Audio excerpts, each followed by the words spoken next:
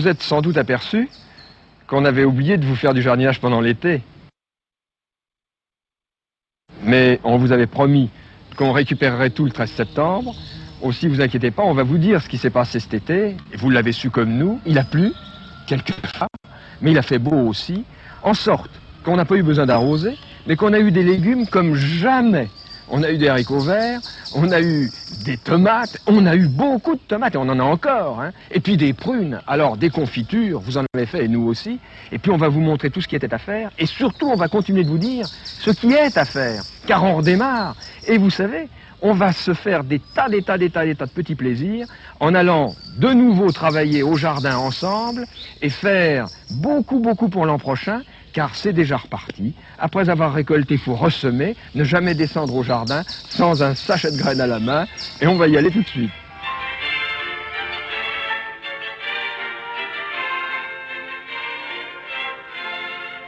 Florence dimanche, sous les branches de l'allée. Eh bien, bonjour à tous. Très heureux de vous avoir aujourd'hui pour ce webinaire, que vous soyez en direct derrière votre ordinateur ou en replay, parce que certains, comme moi, écoutent plutôt les webinaires en replay. Donc, si vous êtes en train de courir dans la voiture ou dans votre bain, je suis très content que vous soyez là pour écouter et parler un petit peu de sensibilisation. Alors je me présente, parce que tout le monde ne me connaît pas, bien évidemment. Thibault Léon Tillement, je suis un ancien RSSI, j'ai travaillé pendant 15 ans pour le cabinet Wavestone, tout petit cabinet de conseil en cybersécurité notamment. Et voilà, j'ai fait 8 ans de conseil en cybersécurité, 7 ans de RSSI, et il y a bientôt, ça va faire 2 ans et demi, j'ai créé la société Je Sensibilise, pour pouvoir éclairer les RSSI, les responsables de la sensibilisation sur ce sujet qui, moi, me plaît énormément, qui est la sensibilisation. Voilà, donc, pourquoi cette tenue de jardinage, vous me diriez-je, comme on dit très bien en français, et pourquoi cette petite vidéo de mon fan, de mon idole, Nicolas le jardinier? Parce que pour moi, la sensibilisation, c'est exactement comme le jardinage. Voilà, on peut être très mauvais, ne pas avoir la main verte, par défaut, ce que je suis, mais ça s'apprend. On peut très bien apprendre à jardiner. Et la sensibilisation, c'est la même chose. Voilà, on peut maintenant aussi apprendre à sensibiliser. Et le jardinage, voilà, ça s'apprend. C'est des petites graines, c'est du préparation de terrain. Voilà, c'est plein d'étapes différentes. Et c'est exactement la même chose en sensibilisation. Alors, je suis vraiment déçu parce que à l'origine, je voulais faire ce webinaire dans mon jardin, pour qu'on fasse ensemble du jardinage. Mais le temps étant complètement pourri, il pleut, il fait froid, ce qui fait que voilà, je fais ça dans mon salon avec des petites plantes vertes. Alors, l'objectif de ce webinaire, on a une petite heure, c'est surtout de vous titiller le cerveau pour vous dire, tiens, en fait, la sensibilisation qu'on fait habituellement, qu'on fait tous habituellement, c'est peut-être pas aussi facile, ou on peut faire peut-être autrement.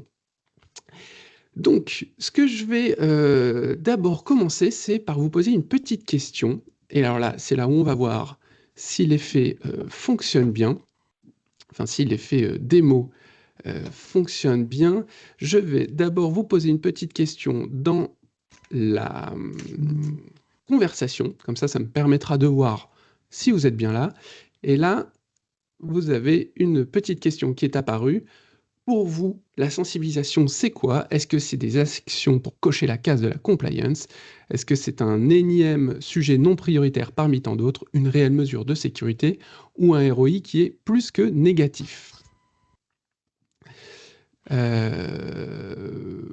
Tac, donc je vous laisse y répondre. Ok. Donc le taux de réponse est quand même plutôt... voilà, je m'en doutais, parce que de toute façon, si vous êtes venu à ce webinaire, comme vous avez vu dans l'invitation, c'était pas fait pour ceux qui croyaient que c'était complètement inutile, que c'était... voilà, l'objectif, c'est bien de vous montrer qu'on peut faire de la sensibilisation quelque chose qui est utile et qui en ait une réelle mesure de sécurité, qui ait une réelle mesure de sécurité pour votre entreprise. Alors maintenant, je vais vous reposer à peu près la même question, mais différemment, en vous demandant cette fois-ci, pour votre chef, pour votre PDG, voilà, dans votre entreprise, même question, quelle est la position vis-à-vis de la sensibilisation? Est-ce que c'est plutôt des actions pour la case de la compliance, énième sujet, réelle mesure? Il n'y a pas de piège, j'ai mis exactement dans le même ordre, donc vous pouvez voter.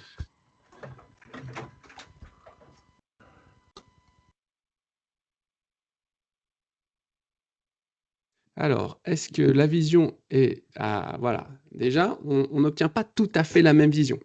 Donc souvent, c'est justement un petit peu une de nos problématiques dans nos entreprises, c'est que, eh ben, on peut avoir un écart entre nous, ce qu'on aimerait faire, notre vision de la sensibilisation, et puis bah, derrière, la direction, elle ne suit pas forcément.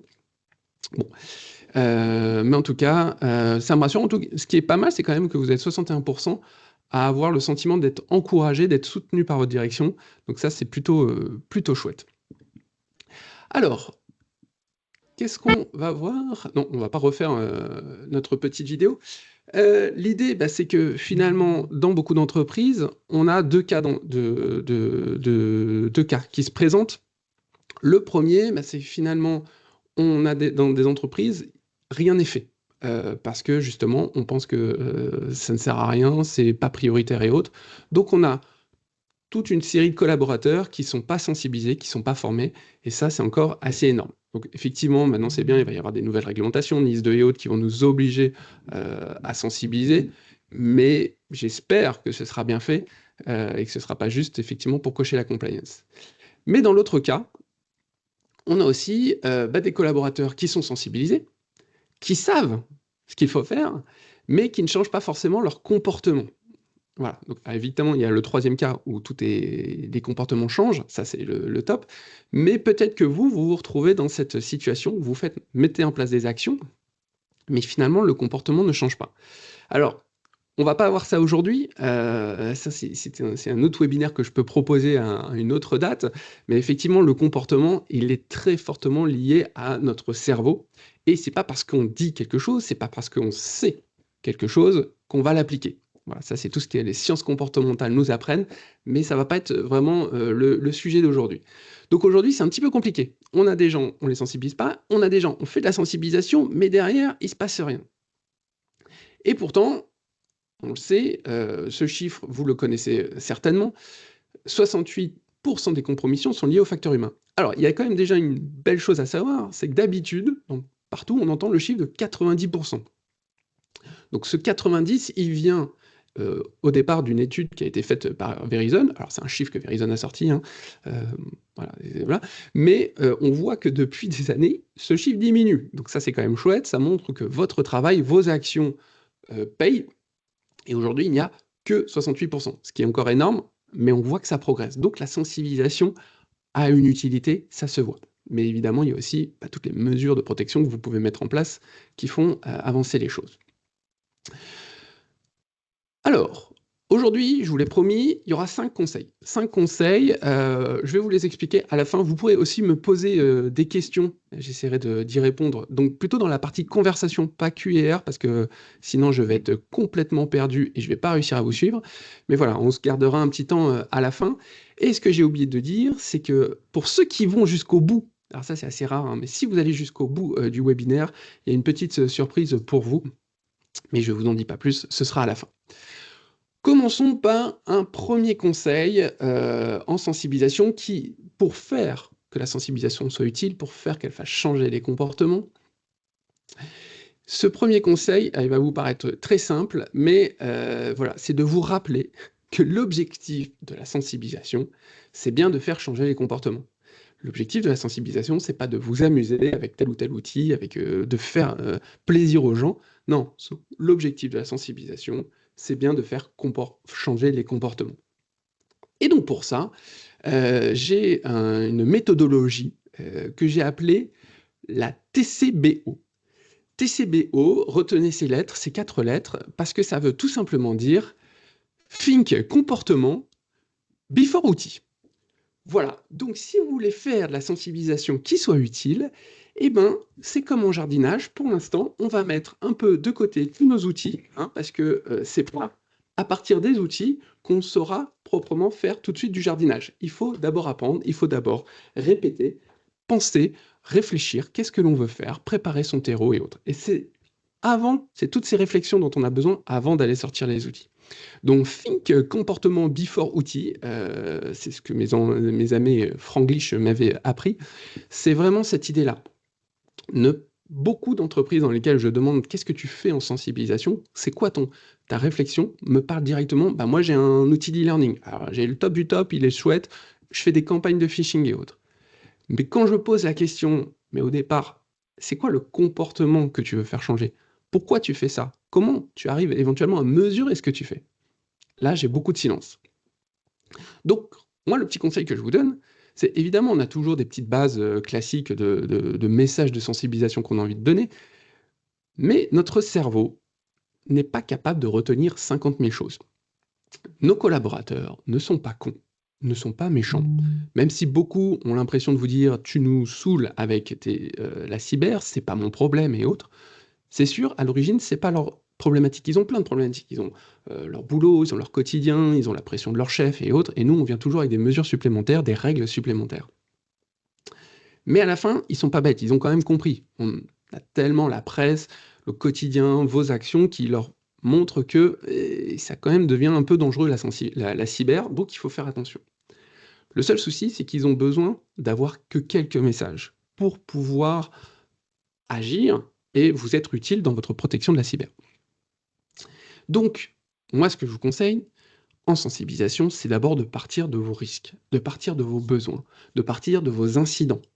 Quels sont les comportements des utilisateurs dans notre entreprise qui génèrent le plus d'incidents? Sur quoi je dois me focaliser? Est-ce que j'ai besoin d'aller sortir les 12, les 20, les 57 règles d'or? Et ça, je ne vais pas cracher dessus, mais quand j'ai commencé le conseil, en faisant de la sensibilisation, on faisait tous pareil. On sort les 12 règles d'or, apprenez la Bible, les 12 règles d'or, elles viennent pas de Dieu, elles viennent de moi, mais je suis RSSI, donc c'est presque la même chose, et appliquez-les. Au bout de la 3e, les gens ne retiennent rien, Donc vous avez besoin de limiter vos messages, de focaliser vos messages, pour être sûr qu'à la fin, ils puissent en retenir et les appliquer. On verra après comment les appliquer. Donc, réfléchissez bien. Ne vous dites pas, je prends un outil, hop, il me prend ce message, super, ça a l'air complet, je balance. Non, ça sert à rien. Ça sert strictement à rien. Pensez bien d'abord, c'est quoi mes risques? Et pour ça, allez chercher votre analyse de risque. Vous en avez, c'est votre quotidien, ou votre RSSI, si vous n'êtes pas RSSI, c'est son quotidien de faire des analyses de risque. Donc, allez-y, allez chercher, c'est quoi le risque pour l'entreprise? Est-ce que c'est le fait je ne sais pas, est-ce qu'on a des problématiques vis-à-vis de telle population? Est-ce qu'on a un problème de comportement, beaucoup d'intrusions sur le système d'information, beaucoup de sorties de données? Ok. Eh bien, à partir de ça, réfléchissez, quelle action est-ce que la sensibilisation, est-ce que des messages vis-à-vis des collaborateurs permettraient de réduire ces risques?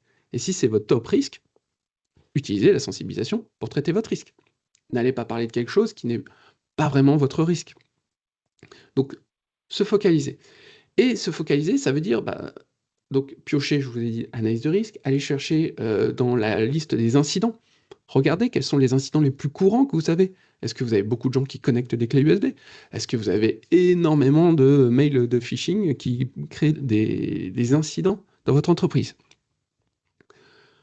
Vous avez vos risques, vous avez vos incidents, et celle-ci, en fait, ça peut être aussi vis-à-vis des situations. Certains messages, des situations, pardon, et des populations. En fonction des populations, vous n'avez pas tout à fait les mêmes messages à faire passer, en fonction de leur métier, en fonction de leur risque. C'est pas très très utile d'aller parler à des gens qui sont en usine, qui n'ont pas accès à Internet, mais plutôt à un réseau interne, qui n'ont même pas accès à des messageries. Allez pas leur faire des campagnes pour leur apprendre le phishing et détecter des mails de phishing, si en temps normal, ils n'ont même pas de messagerie dans l'entreprise. C'est une perte de temps, ça ne va pas les intéresser. Je vous partage juste une petite liste, alors c'est vraiment une liste à la Prévert, très rapide, c'est juste quelques exemples. Mais voilà, par population, quels sont les comportements qu'on peut retrouver de manière un peu générique vis-à-vis de ces populations et sur lesquelles on pourrait travailler et on pourrait aller sensibiliser. C'est vraiment une première liste. Il n'y a rien d'exhaustif, ne prenez pas ça, ne dites pas il a oublié ça et ça. J'en ai oublié, c'est sûr. Voilà, c'est juste pour vous donner quelques exemples, de vous dire, tiens, par population, c'est quoi les comportements qui sont à risque et sur quoi il faut que j'aille les sensibiliser. Et là, vous avez votre première base, vous savez, vous allez pouvoir derrière travailler tout votre programme. Le deuxième conseil, il est simple, c'est penser d'abord à l'expérience utilisateur. Simplifier au maximum. Vous avez un comportement que vous voulez faire changer. Vous voulez leur donner une instruction. Si derrière l'instruction que vous donnez n'est pas claire, n'est pas simple, ne fonctionne pas, ça ne servira strictement à rien. Comme je vous ai dit, les personnes ne sont pas méchantes. Si vous leur demandez de mettre en place une action, de faire quelque chose qui est simple et qui fonctionne directement, elles le feront. Par contre, dès la première fois, si ça ne fonctionne pas, elles ne le feront plus. Moi, j'ai eu plein d'exemples. Clément, je reviens sur c'est le Verizon qui avait Clément qui avait demandé d'où provenaient les 68% d'incidents. C'est Verizon qui sort un rapport annuel. Je reviens à un exemple. J'ai eu dans une entreprise quelqu'un qui m'ont dit nous, donc tout un atelier à faire sur la sensibilisation. Ils ont parlé outils et autres et je suis revenu aller recentrer sur leur comportement. Et ils se sont mis d'accord en disant, nous on a un problème, les gens ne nous signalent pas lorsqu'ils veulent utiliser tel outil en termes de shadow IT, donc des outils qu'on n'a pas, ils savent pas comment nous contacter, ils ne nous contactent pas. Je lui ai dit, super, très bien, donc vous voulez qu'ils vous contactent, comment ils doivent faire? Et là, il réfléchit, il dit, je crois qu'on a un formulaire là et on a un deuxième formulaire là. Et là, vous dites, vous avez 2 formulaires pour contacter les personnes. OK? Et au bout d'un moment, il y en a un qui dit, ouais, mais je crois qu'il n'y a personne derrière qui reçoit les mails de ces formulaires. Donc, au départ, ils avaient un besoin, un comportement. Les gens utilisent des solutions dans tous les sens sans prévenir la cyber. C'est un comportement à risque. Ils l'ont identifié chez eux. Et ils voulaient tout simplement dire, contactez-nous via ce formulaire. Mais ils n'avaient absolument pas pensé à se dire, est-ce que le formulaire, est-ce que le process pour communiquer, il est simple? Est-ce que ça fonctionne? Et est-ce qu'il va y avoir un retour? L'expérience utilisateur, 0. Je vais vous donner quelques autres petits exemples pour vous faire réfléchir. En fait, c'est ça, c'est vous dire chez moi, quand je donne cette instruction, quand je demande aux gens de faire ça, est-ce que ça marche? Est-ce que ça fonctionne? Est-ce que c'est simple? Est-ce qu'ils trouvent facilement l'information? Ou est-ce que c'est beaucoup trop compliqué? Des petits exemples. Beaucoup, je suis sûr parmi vous, font de la sensibilisation vis-à-vis des mots de passe. Attention, le mot de passe, il faut qu'il soit long, qu'il y ait 20 caractères ou 12, multi-caractères, tout ce que vous voulez. Et puis, attention, hein, il faut que le mot de passe, il soit unique. Hein. Tu ne le mets pas sur aucun autre site. Donc, on va tous passer ces messages-là. Et puis, protège tes mots de passe. Hein, tu ne le mets pas sur le post-it et tout ça. L'utilisateur, monsieur, madame, tout le monde, reçoit un truc, je dis, ok, très bien, donc j'ai des mots de passe, ok, je comprends, mais j'en ai plusieurs de mots de passe. Je fais comment? Tu m'offres un outil? C'est quoi la base? Et la plupart du temps, on a quand même des messages de sensibilisation où c'est juste protégez vos mots de passe, soyez vigilants, mais sans donner une vraie instruction, quelque chose de pratico-pratique aux utilisateurs. Alors il y en a qui vont dire oui, bah, tu n'as qu'à télécharger un outil de gestionnaire de mots de passe. Mais à la fin, c'est OK, mais tu me le fournis? Non, non, non, on n'a pas eu les budgets, donc tu gères. Sinon, on a aussi, on a KeePass, hein, c'est gratuit, c'est super. Non, en fait, KeePass, c'est absolument pas ergonomique. OK, ça répond à toutes les mesures de top de sécurité, mais si on n'est pas expert IT, c'est absolument pas ergonomique KeePass. C'est pas compatible, ça ne marche pas c'est pas synchronisé sur le téléphone. Plein de populations ne peuvent pas l'utiliser. Vous demandez à un commercial d'utiliser KeePass, au quotidien, il ne pourra pas l'utiliser avec son téléphone. Donc, si vous voulez vraiment faire changer des comportements autour des mots de passe, c'est pas de la simple sensibilisation qui va fonctionner. Vous allez avoir besoin d'aller un peu plus loin. Et donc, de lui installer, de lui payer, c'est compliqué d'un point de vue budgétaire, mais vous n'y arriverez jamais si vous n'installez pas un gestionnaire ergonomique qui fonctionne bien et que vous mettez en place une conduite de changement limite à l'aider à charger ses mots de passe dedans. Beaucoup d'entreprises aussi déploient des gestionnaires de mots de passe, mais n'ont pas l'accompagnement derrière. Et donc, en fait, le fait de recopier ses mots de passe, d'intégrer éventuellement son fichier Excel et autres, c'est une phase de conduite de changement qui est ultra importante. Alors, il y en a, j'entends beaucoup dire, ouais, mais nous, on n'a pas besoin de gestionnaire de mots de passe, on a mis le SSO, tout est avec un seul mot de passe. Alors ça, c'est super, parce que ça permet de simplifier quand même pas mal de choses. Mais il y a plein de métiers qui n'auront jamais qu'un seul mot de passe. Vous êtes, la finance doit toujours se connecter avec 36 000 sites extérieurs. Vos commerciaux doivent se connecter avec les sites des clients pour déposer des dossiers. Donc, ils doivent générer des mots de passe. Ils doivent les gérer. Et vous ne pouvez pas dire, c'est pas mon SI, j'y connais rien. Donc, si vous voulez qu'ils fassent ça proprement, sur certaines populations, même si vous avez mis le SSO, il est quand même utile d'aller mettre des mots de passe, des gestionnaires de mots de passe. Ça, c'est un petit exemple. Signaler les emails suspects. Alors, on a plein de choses différentes. On a ceux qui leur demandent d'envoyer un email. J'ai eu la semaine dernière quelqu'un qui m'a dit alors nous, chez nous, la procédure, la personne doit le signaler en disant si elle pense que c'est un spam, un mail de phishing, un spear phishing et autres. Donc, elle demande à l'utilisateur qui n'y connaît absolument rien de travailler, de pré-mâcher le boulot de l'analyste pour que ça aille directement au bon endroit. Non, ça ne peut pas marcher. Les gens ne sont pas capables d'identifier ce que c'est qu'un spam et autres. Certains vont le savoir, mais la plupart du temps, ils vont pas le faire. Et donc, si on leur pose la question, ça va les saouler, et ils vont pas le faire. Donc, évidemment, là, le plus simple, c'est souvent de mettre, vous en avez peut-être sûrement déjà, le petit bouton qui permet de signaler ce mot de passe, cet email suspect, pas le mot de passe suspect, mais assurez-vous derrière aussi que vous avez un processus qui fonctionne. Si les personnes, vous leur demandez d'envoyer un mail de suspect, mais qui n'ont aucune réponse, ce qui arrive dans beaucoup d'entreprises, on n'a pas le temps de le traiter.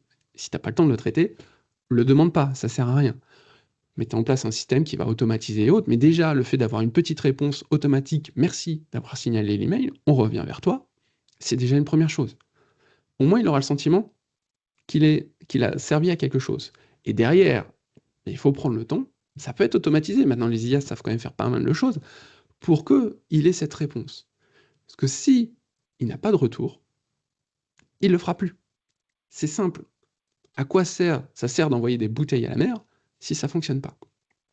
Je reviens un petit peu sur le principe de vouloir demander aux gens de faire des choses. Vous faites tous du tri sélectif. Le tri sélectif, il y a quelques années, enfin il y a 10-20 ans, c'était compliqué. Ça arrivait, ça a mis beaucoup de temps. Au départ, quand il a fallu faire le tri sélectif, on nous a demandé, alors pour le carton, il faut séparer le carton, il faut séparer le papier, il faut séparer les bouchons des bouteilles en plastique, parce que le plastique c'est encore autre chose, le bouchon c'est une autre. C'était ultra compliqué. Il fallait tout dissocier. Parfois c'était le plastique sale, le plastique pas sale, et j'arrivais, moi, mais mon pot de yaourt, je fais quoi? J'enlève l'étiquette, je le mets, attends, il est sale ou pas? L'objectif, il était réfléchi d'un point de vue gestionnaire des déchets, en mode, nous, si tout est trié le plus facilement possible, on y gagne. Et on l'a vu, ça a été compliqué, ça a été du n'importe quoi, les gens ne comprenaient pas. Et en plus, en fonction des villes, les poubelles étaient différentes. Les règles n'étaient pas les mêmes. Process beaucoup trop compliqué vis-à-vis de l'utilisateur. Et aujourd'hui, finalement, qu'est-ce qui marche?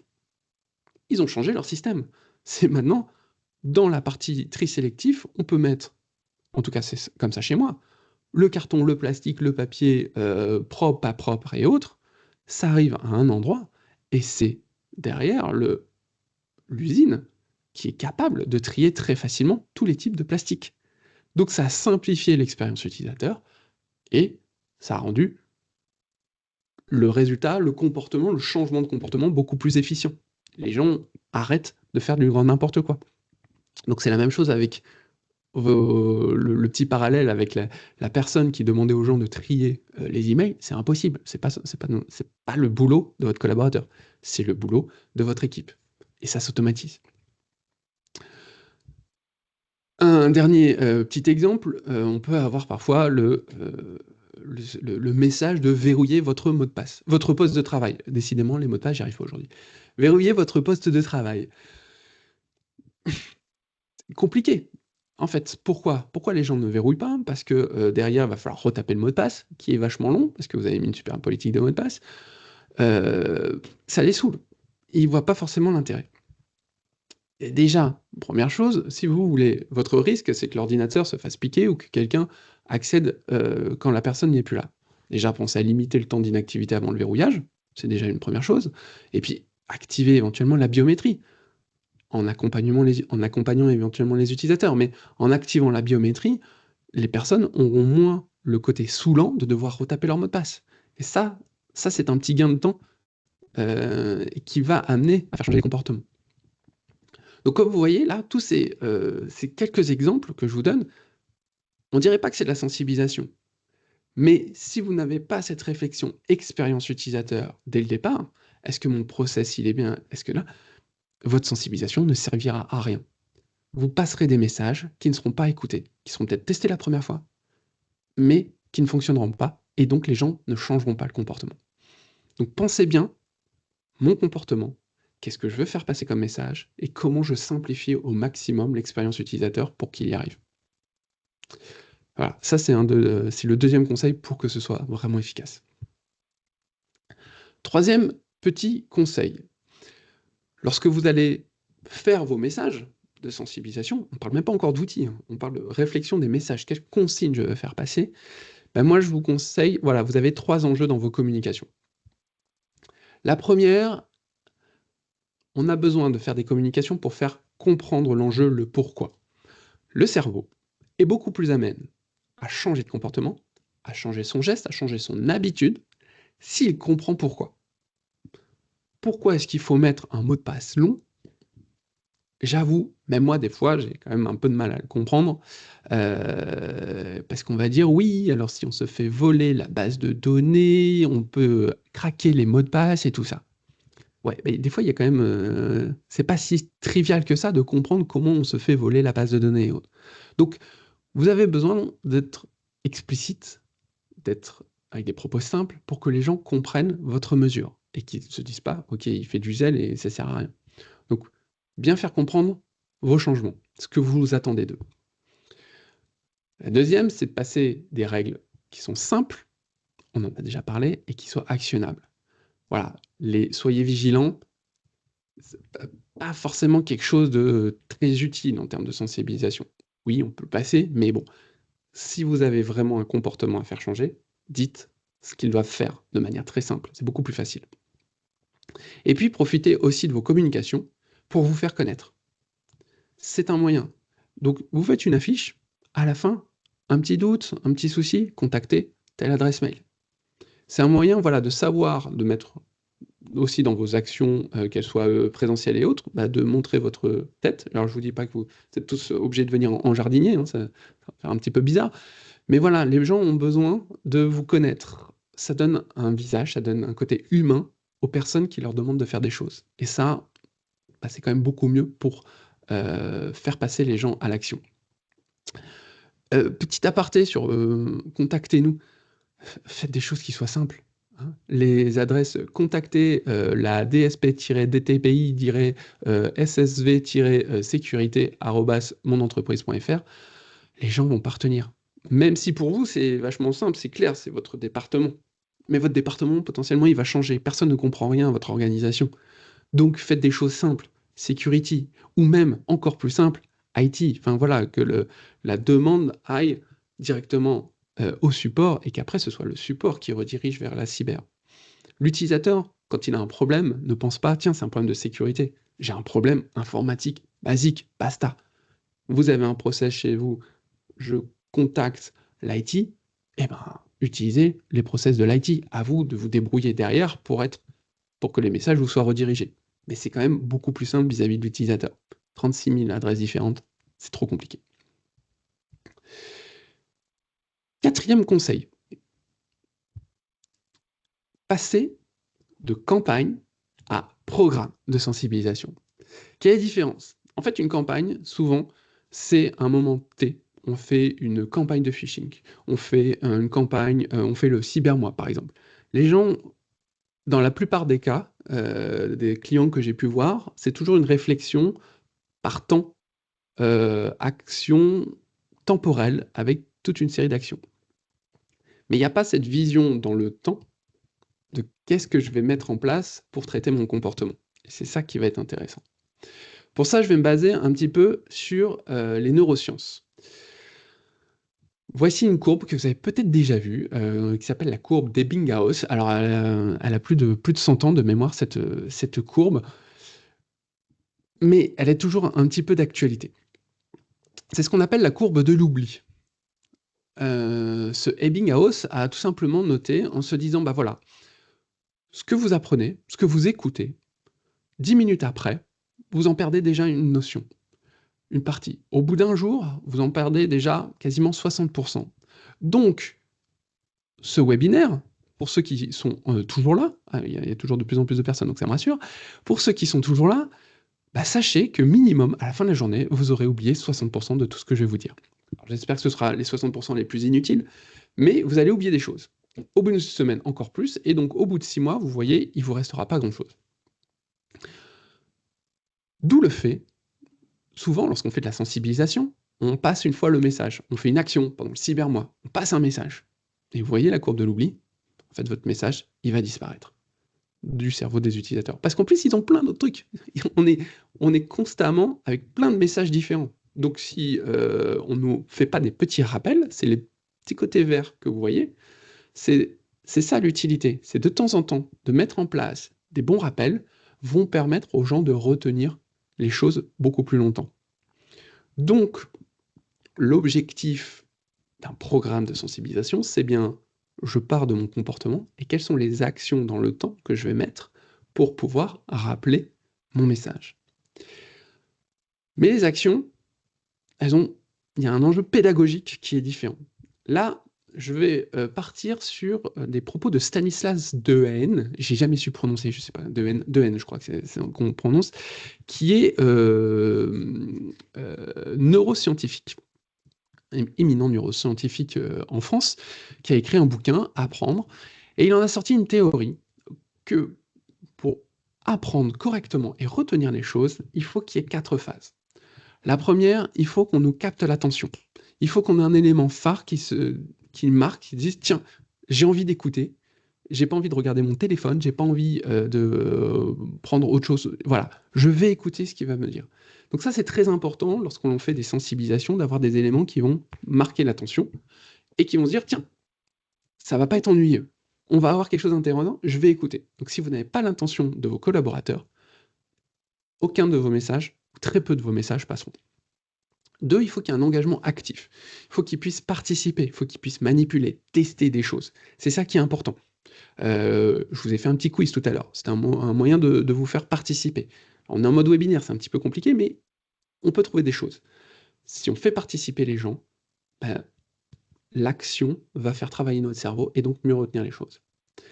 Il faut qu'il y ait aussi un retour d'information. Ça, c'est très important. On apprend, j'espère que vous le savez, on apprend énormément par l'erreur. Ça, c'est très important. Ne tuez pas, ne frappez pas vos collaborateurs lorsqu'éventuellement ils ont cliqué sur un mail de phishing ou ils ont fait une bêtise.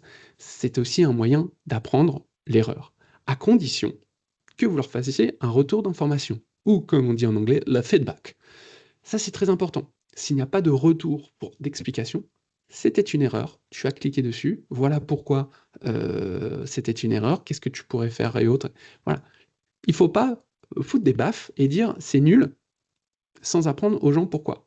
Donc c'est déjà pas nul, il ne faut pas maltraiter les gens qui font des erreurs lorsqu'ils sont dans l'apprentissage, c'est un bon moyen d'apprentissage. Alors c'est sûr que nous, Français, on a du mal avec cette notion, mais si vous ne passez pas à ça, ce sera compliqué.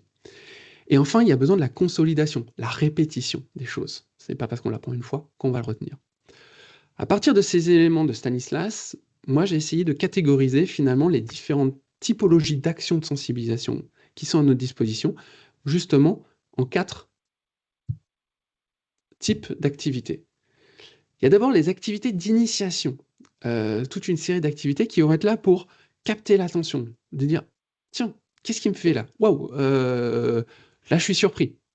il m'a surpris, j'y croyais pas, j'ai appris quelque chose, ou ça va capter l'attention et je vais me dire: «Tiens, en fait, la cyber, il y a peut-être un intérêt, il y a peut-être quelque chose à faire. C'est pas si barbant que ça, c'est pas, l'image que j'avais de la présentation de 2 heures avec 50 000 slides. Non, on peut aller faire autre chose». Donc ça, c'est des types d'activités, d'initiation qu'on va souvent retrouver, bah, justement, par exemple, en présentiel avec, des petits quiz, avec, des petits tests, un petit escape game. Quelque chose qui va attirer l'attention, titiller le cerveau et se dire: «Ah ouais, tiens, c'est quand même pas si mal que ça». Ensuite, dans vos activités, vous avez des activités qui vont être là plutôt pour l'apprentissage. OK, j'ai titillé l'attention, maintenant je vais passer mes messages. Donc à vous aussi de trouver des choses qui soient aussi un peu qui est du ludique, de l'engagement, qui est aussi des choses dans lesquelles ils participent, d'où le fait maintenant d'avoir les e-learning, les micro-learning, des petites capsules où on va, répondre à des questions, on va faire des gestes, voilà. Ça va nous permettre aussi de travailler, notre cerveau. Donc on va avoir à la fois des éléments pour, la partie, pas, apprentissage, mais, activité participation. On va avoir après tout ce qui est activité de renforcement. Tous les éléments que vous allez, pouvoir permettre de, rappeler vos messages au fil du temps. N'oubliez pas ce que je vous ai dit, la courbe d'Ebbinghaus, si vous ne rappelez pas régulièrement vos messages, les gens les oublieront. Surtout s'ils sont compliqués. S'ils sont simples, ce sera peut-être mieux. Si l'expérience utilisateur est tellement bien faite et que c'est tellement fluide, ils changeront peut-être facilement de comportement. Et si vous avez besoin, si c'est un peu compliqué, il faut faire des rappels, sinon ça ne fonctionne pas. Et dernière chose, eh ben, c'est aussi d'avoir des activités qui vont permettre de tester le comportement. Est-ce que mon comportement a changé?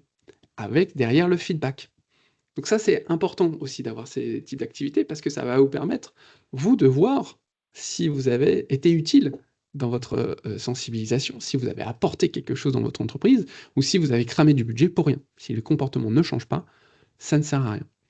On en reparlera un petit peu après. Ce qui fait qu'à la fin, quand on crée un programme de sensibilisation, bah moi j'appelle ça un petit peu un puzzle. J'ai un comportement que je veux changer, par exemple pour une cible telle, la cible les RH, je veux changer de tel comportement.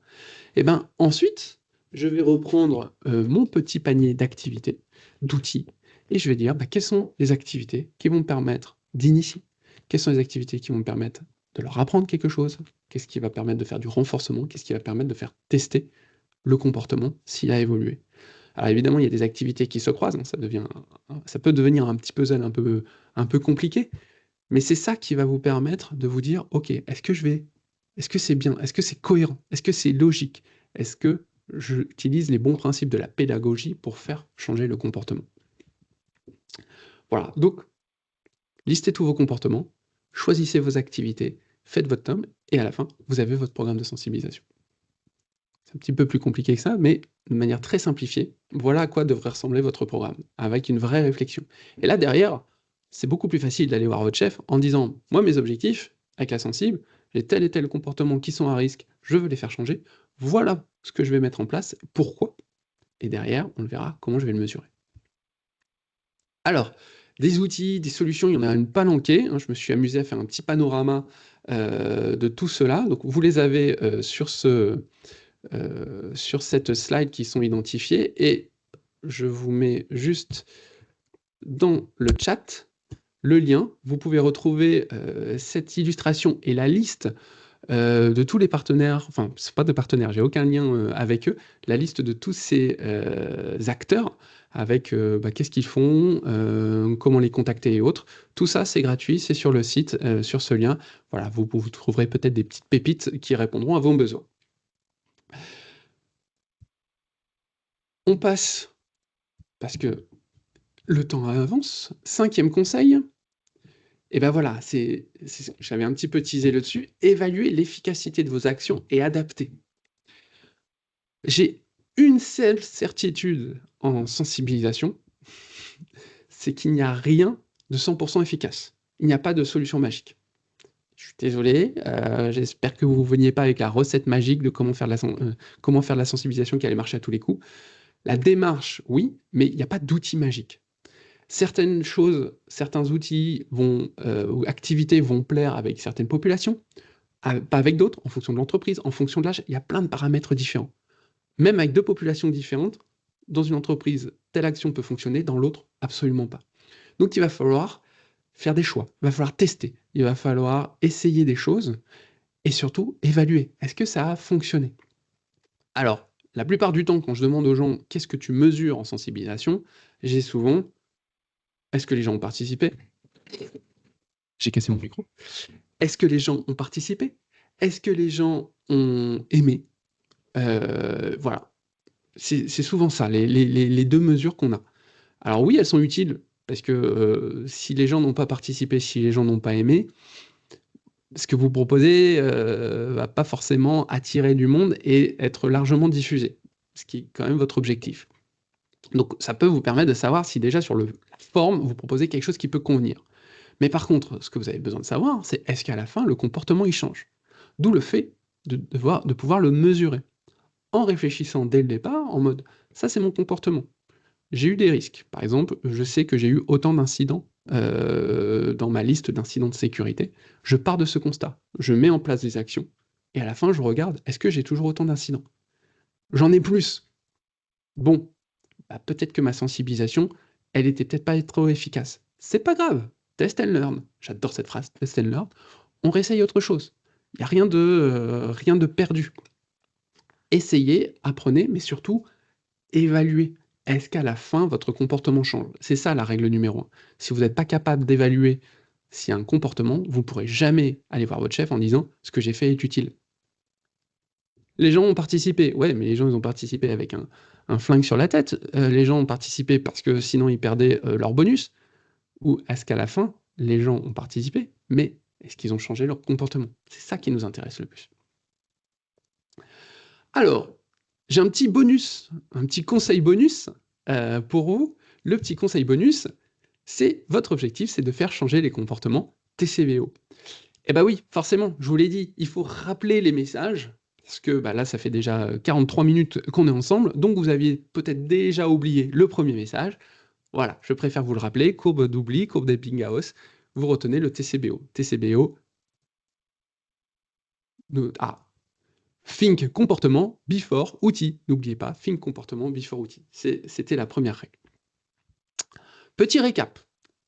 Restez, c'est pas fini. Pour sensibiliser autrement, je vous ai donné quelques petits conseils.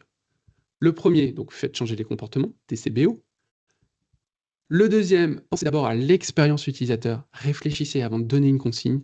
Est-ce que ce que je vais lui demander, ça fonctionne? Est-ce que c'est simple? Est-ce que c'est logique? Est-ce que je ne pisse pas dans un violon, si je peux me permettre l'expression, et que derrière, ça va ne servir à rien?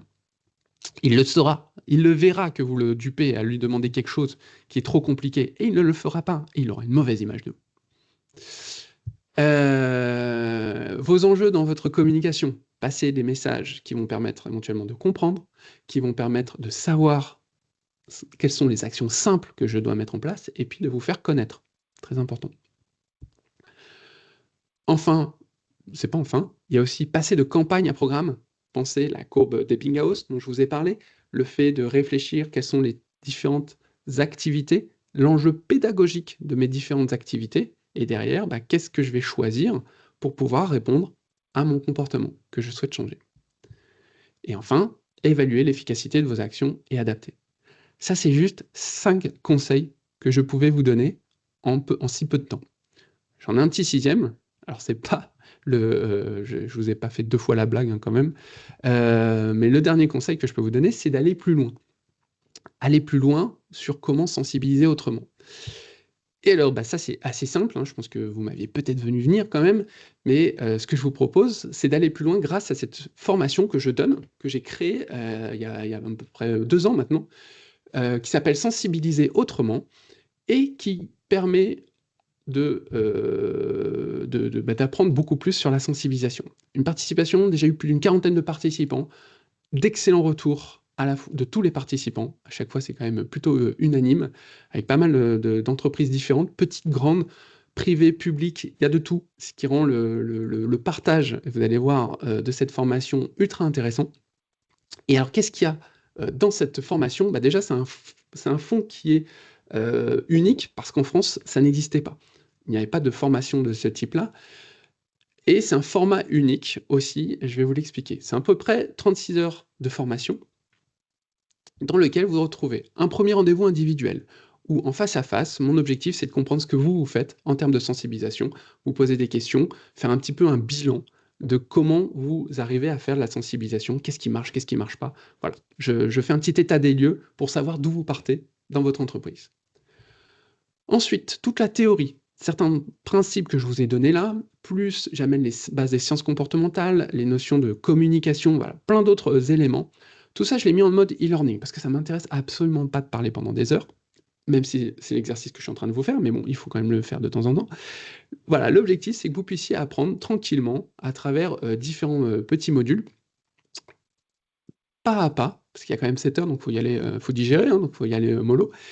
Et derrière, en fait, je pratique ce qui s'appelle les classes inversées. En termes de pédagogie, les classes inversées, c'est simple. Quand vous étiez petit, vous alliez avec votre cartable, avec des copains et des copines, écouter un professeur toute la journée à l'école. Le soir, vous rentriez et vous faisiez vos devoirs tout seul dans votre coin. Là, le principe, il est inversé. Pour une fois, son nom le porte bien. Là, vous apprenez tout seul avec le e-learning. Et ensuite, pendant 3 jours, je réunis entre 6 et 12 personnes de sociétés, d'environnements différents, qui suivent la formation, dans un lieu très sympathique à Paris. Et là, on va faire 3 jours de pratique et d'échange en groupe.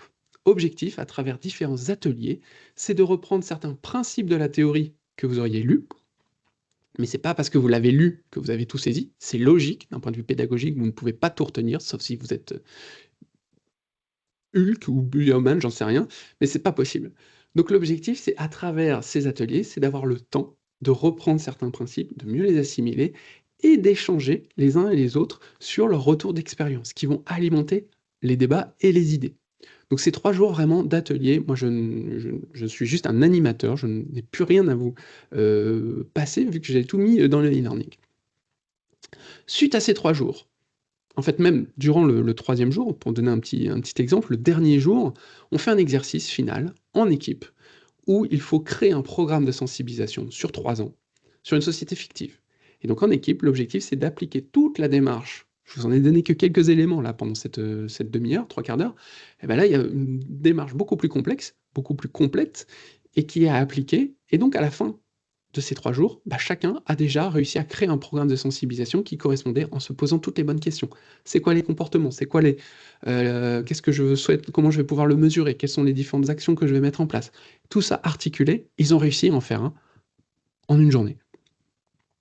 Donc suite à ces 3 jours, on va pas s'arrêter parce que ça ne fonctionnera pas. C'est pas parce que les gens ont fait une fois ou l'ont vu une fois qu'ils retiendront.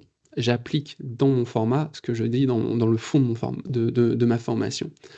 Donc, il va y avoir 2 choses. La première chose, c'est que je vais vous laisser vous dire maintenant comment vous allez travailler votre programme de sensibilisation, comment vous allez adapter ma démarche dans votre périmètre. Et donc là, vous allez prendre ce que vous voulez.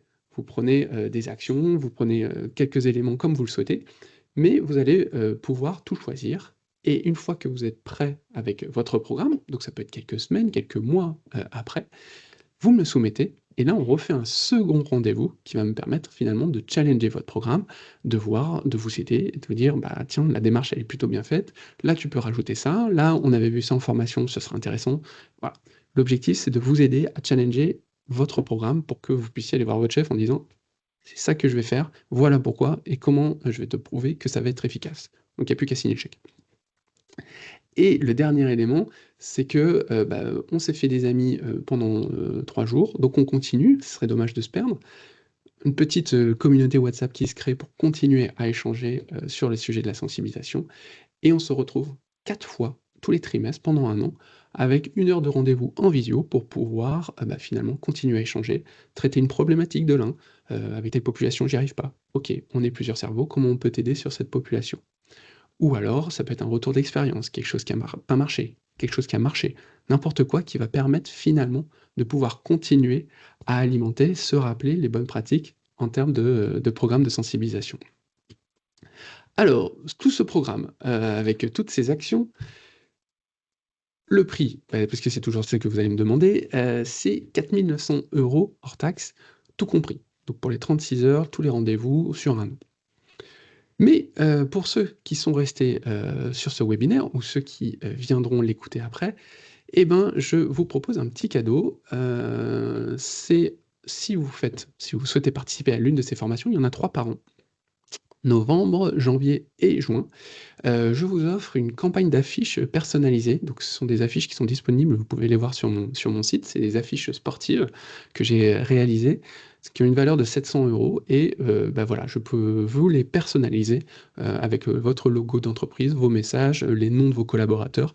Voilà, il y a plein d'éléments qui sont personnalisables et puis, bah, avec la coupe du monde qui arrive l'année prochaine, ça peut être une bonne occasion d'en passer ou le rugby avec le tournoi des 6 nations en février. Et deuxième petit cadeau, si jamais cette formation vous intéresse et que vous êtes disponible pour la prochaine promo qui aura lieu du 5 au 7 novembre, il me reste quelques places. Du coup, je vous propose une petite réduction de 20% pour pouvoir y participer. Voilà, j'espère que vous avez pu comprendre déjà un peu ma philosophie de la sensibilisation, que ça vous a permis finalement de vous titiller, de vous dire, tiens, en fait, on peut faire autrement. Et éventuellement, bah, donc déjà, j'espère que ça vous a été utile. Je vais vous poser juste après la question dans le chat, mais que ça, éventuellement, ça vous donne aussi envie d'aller plus loin pour ça. Il nous reste quelques minutes. Je suis crevé, j'ai trop envie de boire, là, je n'en peux plus. Donc je vous laisse, si vous avez quelques questions dans le chat, n'hésitez pas, je serai ravi d'y répondre.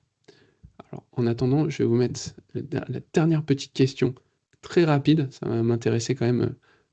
Comme je vous ai dit, il faut quand même mesurer pour savoir si les actions, elles sont utiles. Donc je vais juste vous demander de me dire si vous avez trouvé ce webinaire utile et vous avez le droit de dire que c'était complètement nul. Je ne me vexerai pas du tout et au contraire, ça peut m'être utile pour retravailler et être, je l'espère, un jour percutant. Si j'ai pas été percutant, c'est que ça n'a pas fonctionné.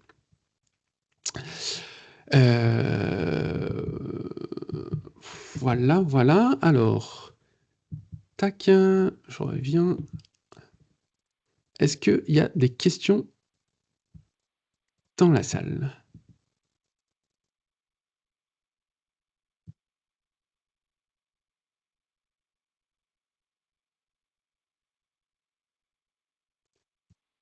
Plutôt 4-5 pour le moment, donc j'ai l'impression que ça vous a été utile. En tout cas, n'hésitez pas. Si vous souhaitez, vous l'aurez, vous recevrez la vidéo, un petit email récapitulatif avec les éléments que je vous ai donnés, le moyen de me contacter, ce soit par mail, je pense que c'est le plus simple, et voilà, à votre disposition pour en rediscuter si vous le souhaitez. Merci beaucoup à tous d'être restés. Franchement, ça fait toujours plaisir. Merci à ceux qui m'ont écouté en accéléré, hein. J'espère que je n'ai pas parlé trop vite pour que ce soit encore audible. Et puis, bah, je vous donne rendez-vous, je l'espère, à une prochaine fois. Très bonne journée.